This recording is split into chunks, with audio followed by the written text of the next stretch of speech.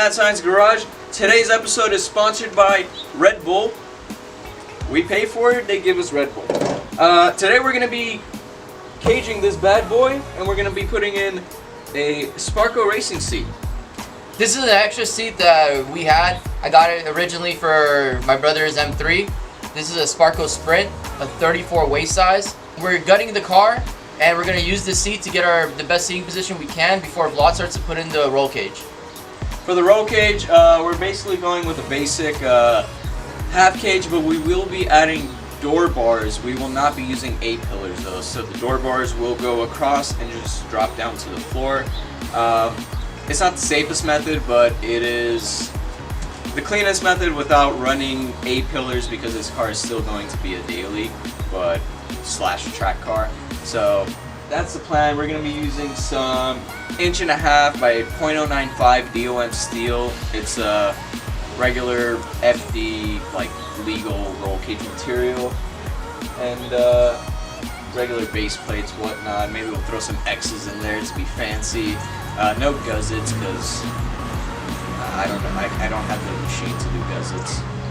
But yeah, we're about to get started. First thing we got to do is strip out that interior, get it all out of there, throw in the seat, and start making measurements for the main hoop so we can decide how far back we want to put it, and we'll go from there. On Mad Science Garage, bro. On Mad Science Garage, bro, sponsored by Red Bull today.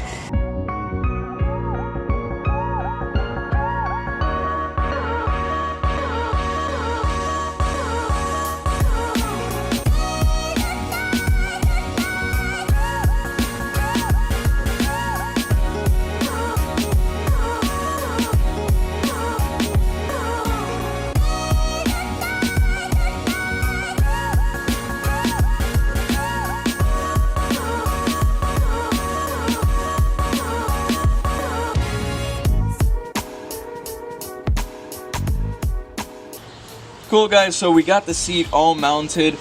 We used some SR20 wrist pins that between the piston and the rod to act as seat risers, because you know, if it can hold horsepower, it can hold a seat safely.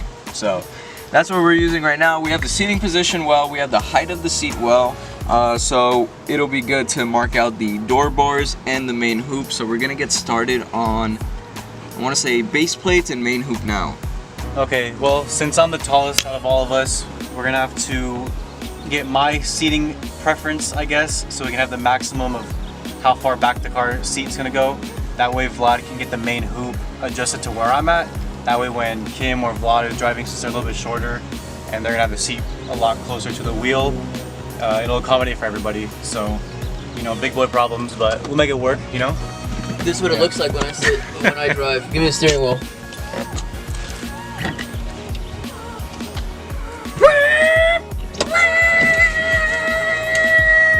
I crashed. Sorry. Alright guys, we're going to show you how to make some base plates before we make that main hoop. And it's really simple. We're going to do a little bit of CAD designing, and what that is cardboard assisted design. Take your cardboard, mark out kind of where you want the base plate, get an idea for it, and we're kind of gonna just start measuring up what we want. I want it about here, so we'll bring it all the way down. Accurate. There you go. Then we'll go out. We'll start with that. I'm gonna cut it out, pop it in, see how it looks. I lost the razor. Right here. I found the razor.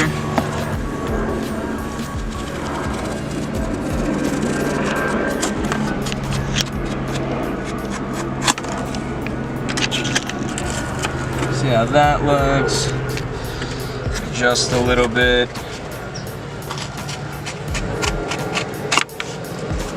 How's that look? It's looking a lot better. Alright guys, so we're gonna get this all perfect and then we're gonna take it over to some metal, cut it out, and we're gonna test fit it and make sure everything's fine. But that's just about how you would make a base plate for a roll cage on like a real application, unless you guys do have actual CAD design, but this is the easy way. So for this, we're gonna be using some, I wanna say 11 gauge stainless steel, because we're fancy and we got money, but it's just what I have. And 11 gauge is probably more than enough. I don't know what that translates to in like inches, but that's what it is. So we have our beautiful CAD design right here that we're gonna trace out onto our material.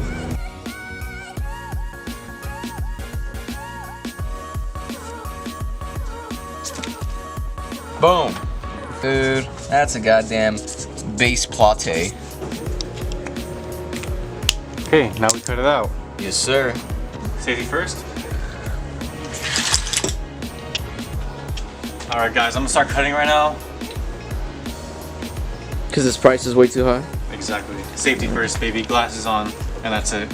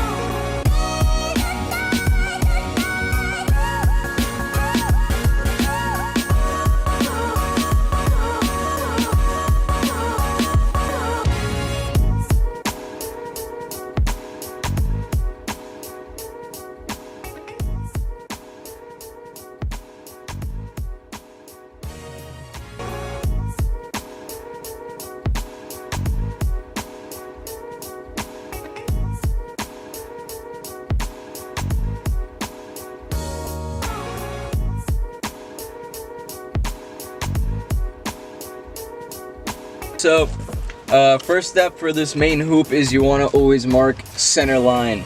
That's what I did right here. Put a nice piece of painter's tape, and I measured from, I guess, door edge to door edge, and I found my center line, which is right here. That measures, fuck, I suck at math. 38 inches? Yeah, 38 inches from here to here. Center line would be 19 inches, so we measure from here to here, here to here, 19 inches. Or it was actually from here to here where I want to start the bend, 19 inches. After the 19 inches, I marked out a 72-degree bend to go down the pillar, and I did that with one of these little Harbor Freight $5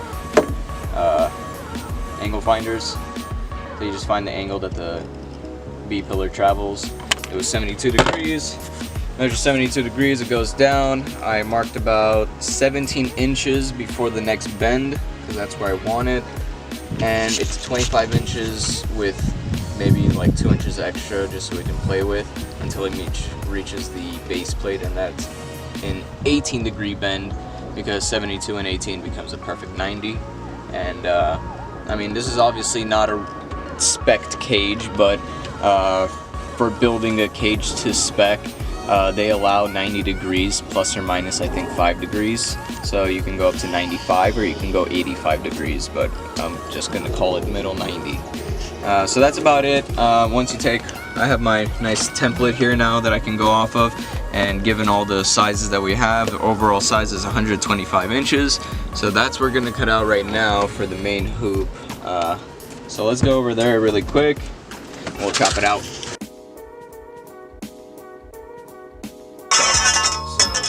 Here's our main hoop, overall size of 125 inches. Don't mind the beautiful rust, although it is beautiful. Maybe we should just keep it this color.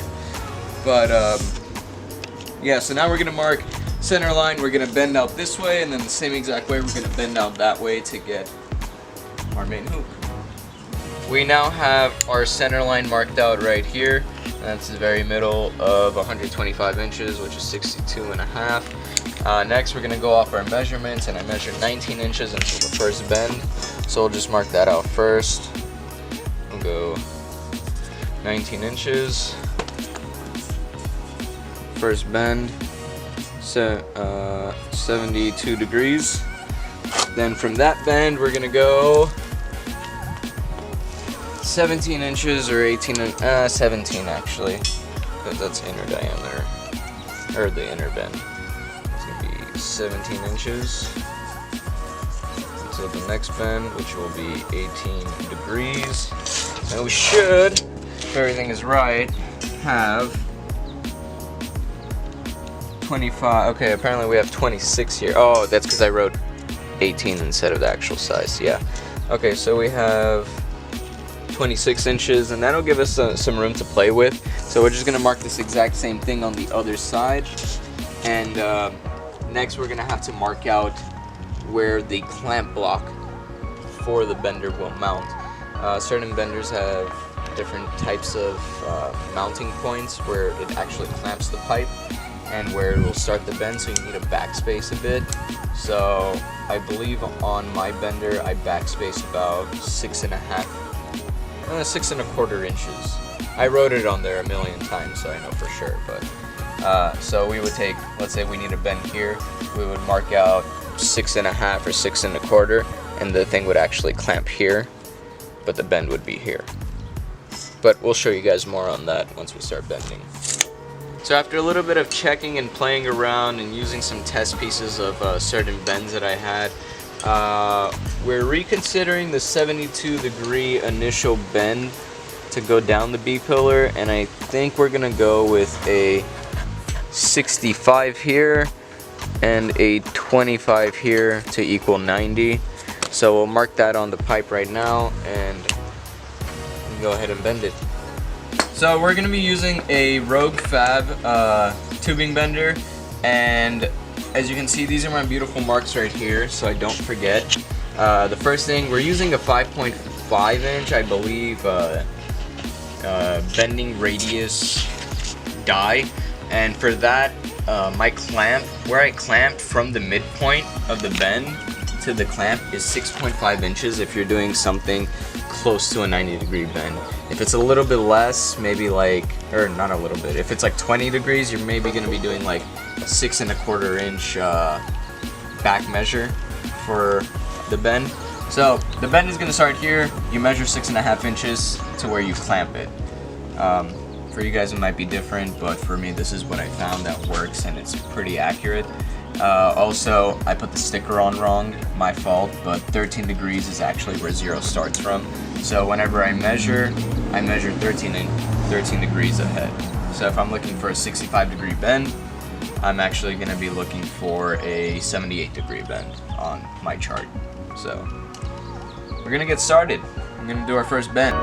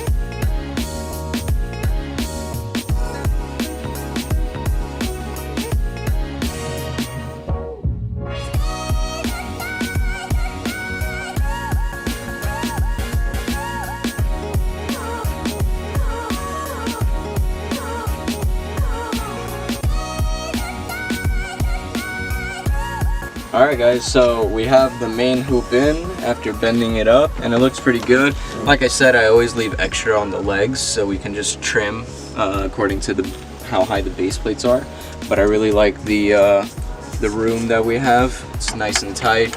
And then we'll figure out the angle of how far we want the main hoop to sit back or forward. I mean, it's gonna be back, but we have like 10 degrees to play with, but I'm looking to do it around like a 5-degree back bend, like lean it back 5 degrees. So this is looking pretty good. We're gonna measure out the base plates from the bottom, how high they're gonna sit up. We're gonna chop the legs, and hopefully we're gonna tack on the bottom of the base plates, and we have a main hoop. Alright guys, the next day we got some base plates cut out.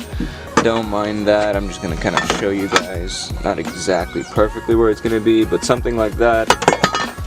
We have the main hoop all bent up. It's kind of like weird because it's just sitting there. Our next step for the back stays is we're gonna cut out this section. We're gonna follow up there, across, over, make a nice cut, go down and all the way across, and that way we can pull the back stays over to the shock towers, and we'll weld a bar across from the shock towers.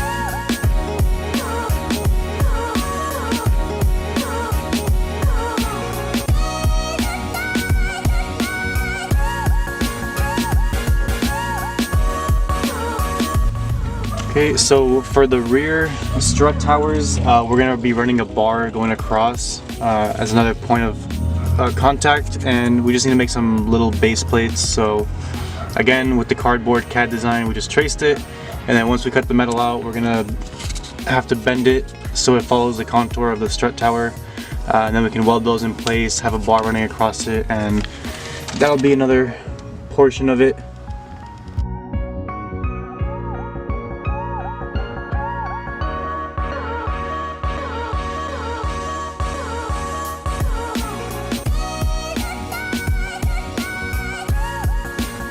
So we cut out these plates to put on the rear strut tower, but we need them to be a bend. So what we're using is 3 pipes and a presser right here.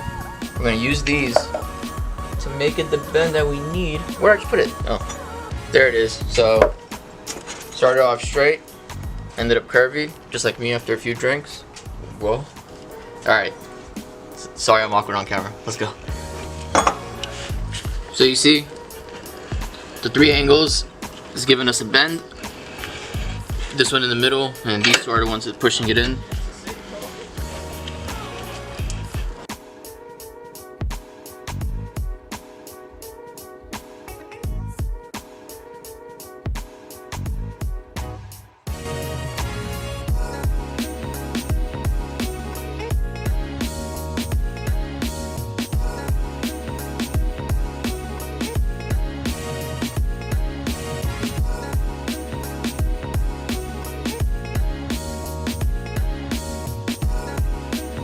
Right now we're just measuring up our, getting our measurements for the lateral bar, which is going to go from the main hoop over to right here is our rear mounting for our cage. It's also acting as like a strut bar slash strut reinforcement, but it's just pretty much our mounting point.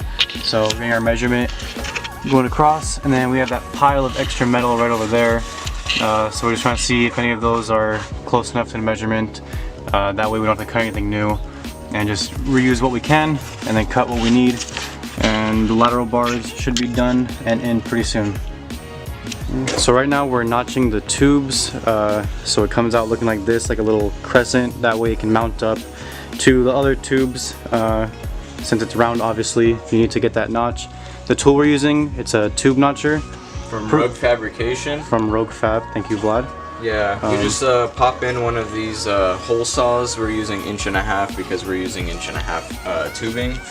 And it's really simple. You just hook up a drill, you lock it in, and you just notch out the tube.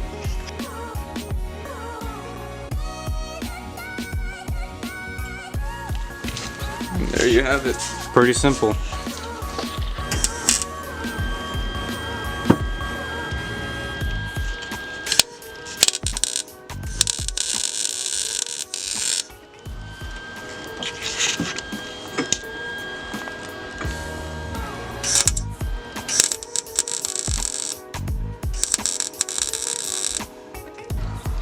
Okay, quick little update. So we've been working on it a little bit more, obviously. Car's a mess. So we finished up the main shape and form of the door bars. Obviously we need to get those base plates fully, pretty much the box of it all in, welded, both sides. Get the little vertical bars that are gonna go on the door bars for the support. Let's see what else. We need to finish up the main hoop harness slash like support bar that we're gonna run in the back. But that's pretty much it, and then we're gonna just finish welding it, paint it, clean up this nasty interior we have going on. But so far it looks pretty good. But yeah, we'll be done hopefully by the end of the day, at least with all the tubes, notching, welding, and then maybe tomorrow we'll weld it up fully and paint it, I mean. Anyway, we'll see. I'll let you guys know what happens later.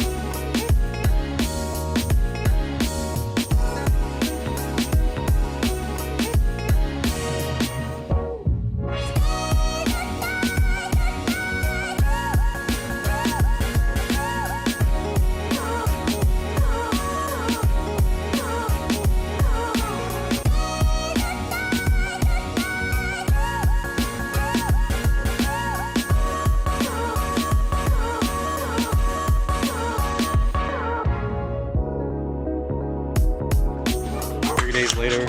3 days. Hopefully we can finish today. I doubt it. You think you're gonna get it painted today?